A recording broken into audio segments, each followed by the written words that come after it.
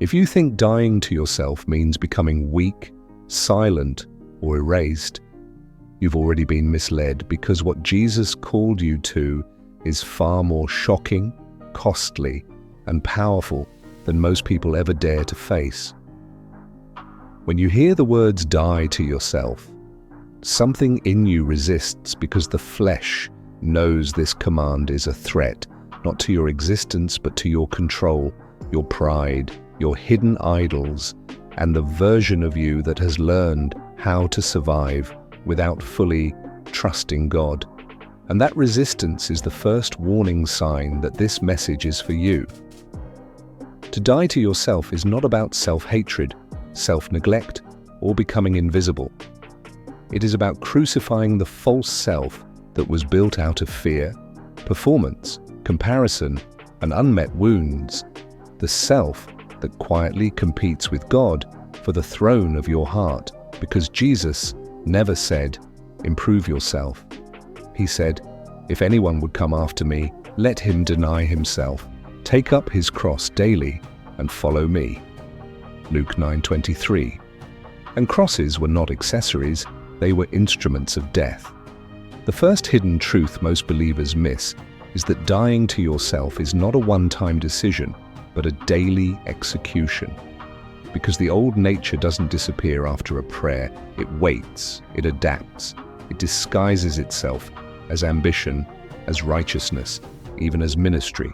And this is why Paul said, "I die daily," 1 Corinthians 15:31, not because he lacked faith, but because he understood that the flesh constantly tries to resurrect itself in subtler forms.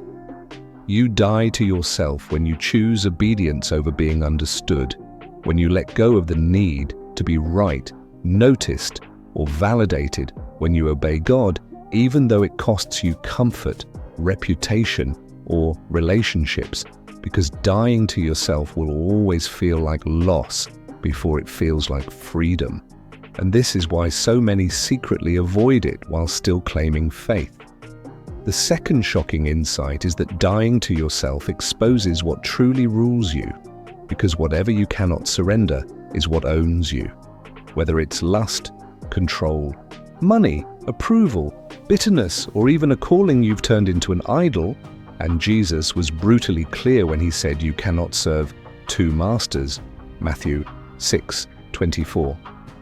Yet many try to follow Christ while secretly negotiating the terms, offering partial obedience and calling it wisdom.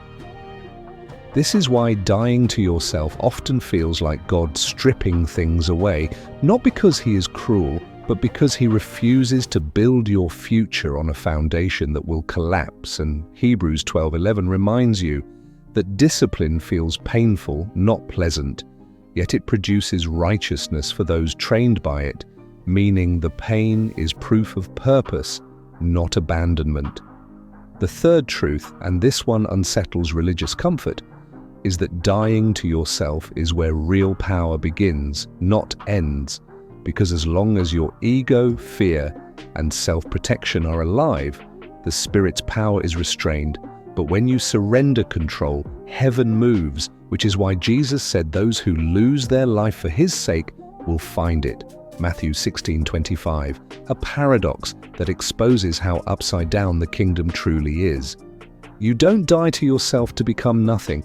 You die to yourself so Christ can live fully through you, because Galatians 2:20 doesn't say you improve your old life. It says you are crucified with Christ, and the life you now live is no longer sourced from your striving, but from his life within you, and that changes everything about how you endure suffering, resist temptation, and walk in authority. The fourth hidden layer is that dying to yourself will isolate you before it elevates you, because when you stop feeding your flesh, some relationships will starve, some doors will close, and some people will misunderstand you. But this pruning is not rejection, it is preparation, because Romans 8:28 doesn't promise comfort, it promises purpose, and God often removes what you lean on so you finally lean on him. This is why the process feels lonely, why obedience sometimes feels unrewarded, and why silence from God can feel confusing, because dying to yourself requires trust without immediate explanation, faith without applause, obedience without guarantees, and that is the kind of faith that moves heaven. The final insight, and perhaps the most confrontational, is that dying to yourself is the line between believers who hear God and believers who only talk about Him, because intimacy with God demands surrender, not information, and you cannot cling to control and expect clarity.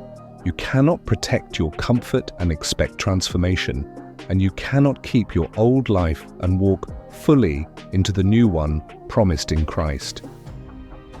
This is why Jesus said the gate is narrow and few find it, Matthew 7:14. Not because God excludes, but because few are willing to let go of what must die to walk through it. And the truth is, God is not asking you to die so He can take from you. He is asking you to die so He can finally give to you what your flesh would only destroy. So here is the challenge you cannot ignore. Identify what you have been protecting, excusing, or delaying surrendering, because that is the very thing standing between you and the deeper life God is calling you into. And understand this clearly: dying to yourself is not the end of you. It is the end of the version of you that keeps you from becoming who God already sees. Thank you for watching. If you find this video interesting, don't forget to like and subscribe to my channel to support me. If you want to receive more messages to strengthen your faith, please subscribe and walk with me in the truth of the Lord.